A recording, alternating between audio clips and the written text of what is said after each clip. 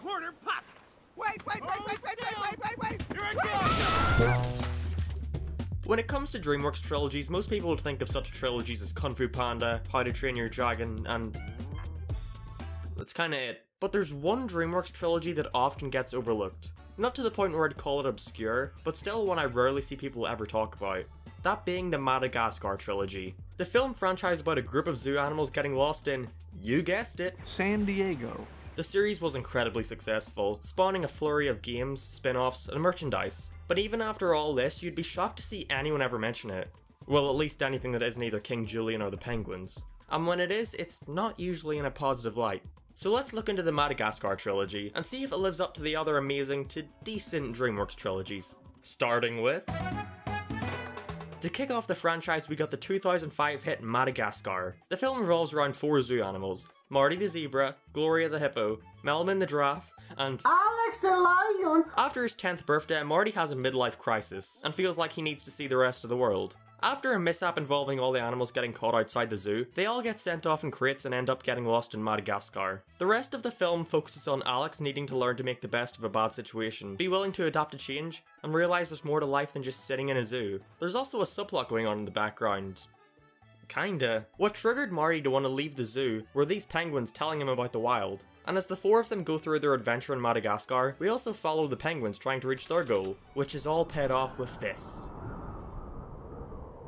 Well, this sucks. Suddenly the movie goes, just send them over to the main gang, they're too funny to leave here. The penguins are great though. It's no surprise how they pretty much took over the franchise, and later got their own spin-off. They're these masterminds who trick the humans into getting what they want and don't hesitate at all to straight up murder people to achieve their goal. Along the way they meet many new friends.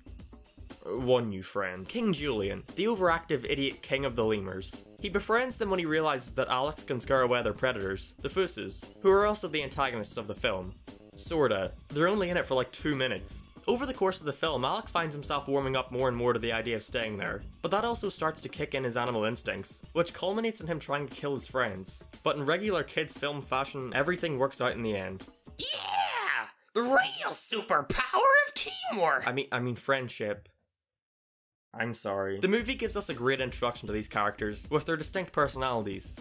Alex is an egotistical performer, who is completely content with the life he has. Marty is curious as to what else is out there in the world, and wants to explore it. Gloria acts like a motherly figure to the others, and is always trying to keep them together. And Melman is cowardly and desperately wants to stay out of danger. Each of their personalities are complemented beautifully through their designs. For example, because Melman is a giraffe, he's gonna be a lot taller than the other characters, so instead of just having a bunch of wide shots to keep him in frame, he's usually hunched over, which leads to a ton of creative and funny moments, while also showing off his personality visually. I love how stylized all the characters look, like how Alex's mane is a solid pentagon, and we visually see him get more and more primal as the film goes on, as his mane starts to get more unkempt. Or how characters have these jagged spirals on their elbows to portray wrinkles, or all the weird imperfect shapes on the characters. It's great stuff. Although this doesn't apply to anyone that isn't part of the main cast, the people are just your generic DreamWorks humans, although thankfully they get more stylized as every film goes on. The Fooses also have really uninteresting designs. They don't appear threatening at all. The closest thing I could compare it to would be the coyotes from Barnyard, which only came out a year after this film.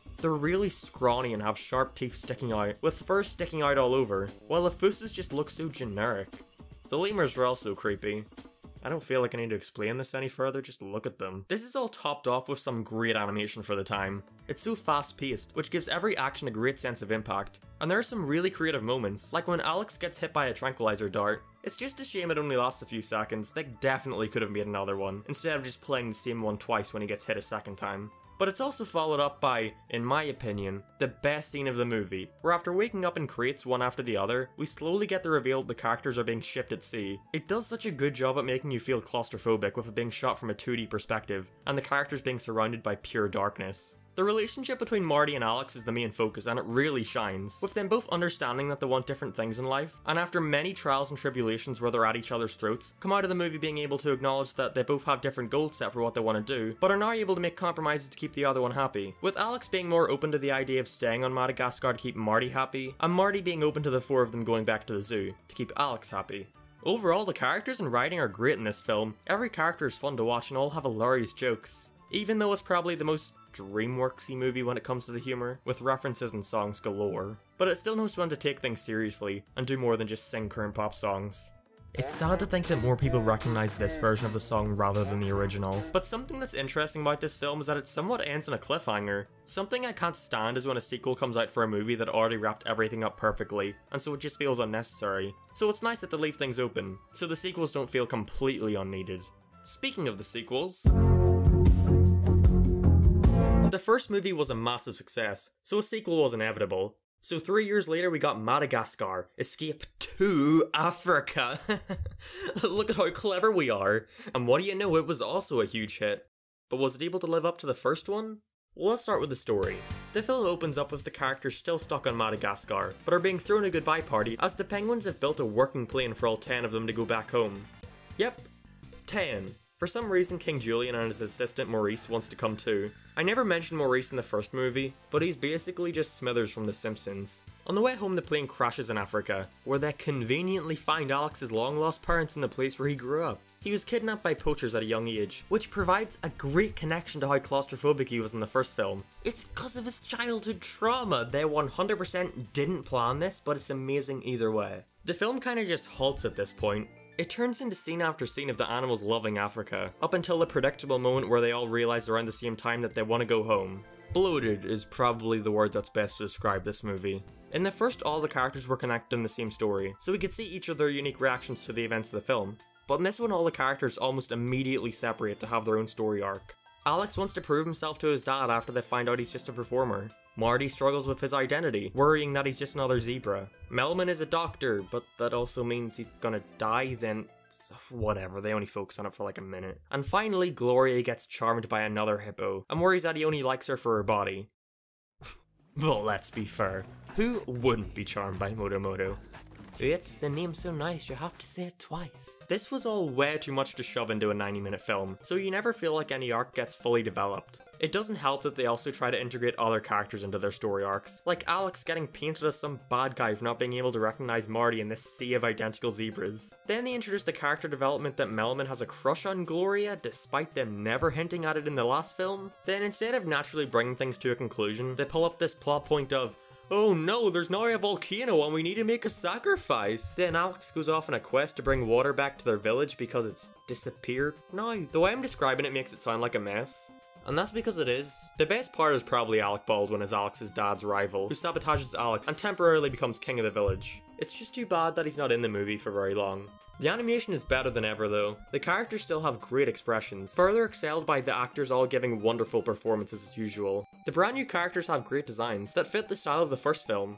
Well, except for a few. The female lions look like generic copy and pasted models. And I did note one animation, well, I wouldn't really call it an error, more just like a dumb thing that they could have easily avoided. The reason his parents are able to recognize Alex is because he has this birthmark on his paw, a birthmark which wasn't there at all in the previous film. Come on, just put it under his mane or somewhere we couldn't have seen in the previous film. That's just lazy writing, which this film is not in short supply of. King Julian is occasionally thrown in for some filler nonsense, and they also have a side plot of the penguins stealing methods of transportation from humans to get to their destination. Wait a minute. This is the exact same side plot as the first movie. Is she dead? No. The film did really well financially, but it's not very good. I wouldn't call it outrageously bad or anything, it's just kind of mediocre. And it doesn't surprise me that this is the one that I remembered the least as a kid. It does have one thing going for it though. At the beginning we see the main four animals as kids, and young Melman is voiced by none other than Zachary Gordon, aka Greg Released a whole 4 years after the second, we finally got the thrilling conclusion to the Madagascar franchise. Madagascar 3, Europe's Most Wanted. Come on guys, what happened to the clever titles? Why not Madagascar, Europe's 3 Wanted? This film has the gang embark on a quest to France to retrieve the penguins after getting left behind in Africa, during which they trigger our antagonist to come in. This animal control lady, whose crowning achievement is finally getting a lion head on her wall, so she relentlessly chases after our heroes, which all culminates in a massive chase scene throughout a sprawling city in France, concluding with them getting away in a plane. Oh yeah, and then they join a circus or something, I don't know. I'm just gonna get right into it. The first 20 or so minutes of this film is amazing. It's full of quick, fast-paced jokes and spectacular car chase, where we see just how crazy this lady is. But then they decide to hide in a circus cart, and then the film nosedives. Basically, this circus is heading to New York, so Alex lies and says they are also circus animals. So then they buy the circus, but then they find out the circus is awful, so then they try to help make them into a good circus? Why did this need to be made? That's it! You people have stood in my way long enough! I'm going to clown college! I don't think any of us expected him to say that. It's so separated from the somewhat connected plots of the other two. We get introduced to all these new characters on top of the 50 we already have to focus on, none of which get fully fleshed out, so I don't know why they were even there, other than to create some more toy concepts.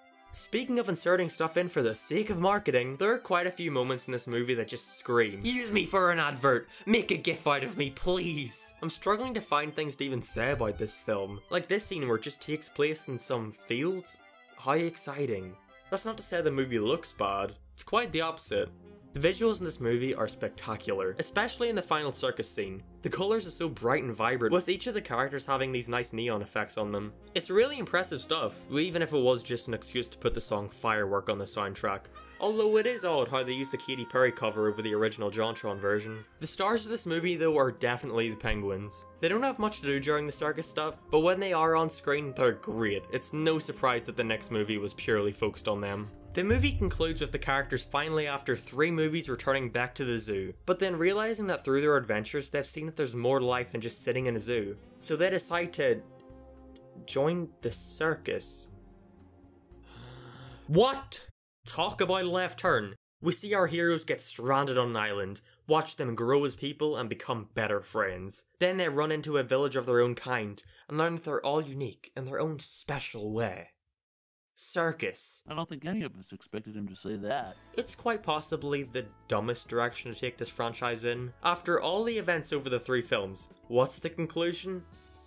They joined the circus or whatever, I don't know. This film was unsurprisingly the most successful of them, getting over $700 million at the box office, which makes me curious as to why they never made a 4th film. I guess they realised how creatively bankrupt the series has been since the 2nd one, and I wish I could say they ended on a high note. The series definitely peaked with the first one, and that's not a good thing, with the other 2 just being, alright. I guess it makes sense now why nobody ever really talks about these films. There's nothing really much to say other than, I like to move it, move it!